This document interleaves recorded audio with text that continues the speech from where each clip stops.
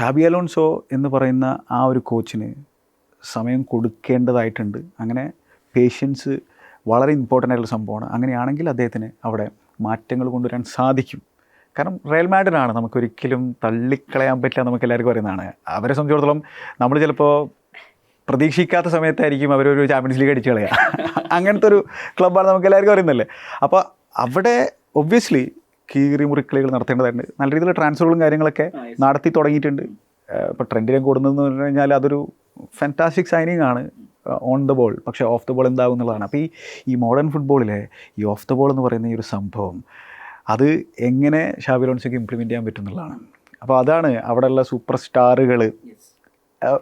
PSG ഉള്ളത് എന്താണെന്ന് പറഞ്ഞു കഴിഞ്ഞാൽ ആ ഈഗോ ഇല്ലാണ്ട് എല്ലാവരും ടീമിനായിട്ട് പ്രവർത്തിക്കുകയാണ്, വർക്ക് റേറ്റ് കൊടുക്കുന്നുണ്ട്. ഇവിടെ ആ വർക്ക് റേറ്റ് എന്ന് പറഞ്ഞ സാധനമായിരിക്കും ആദ്യം ഷാബി അലോൺസോയ്ക്ക് ഇംപ്ലിമെൻറ്റ് ചെയ്യേണ്ടി വരിക.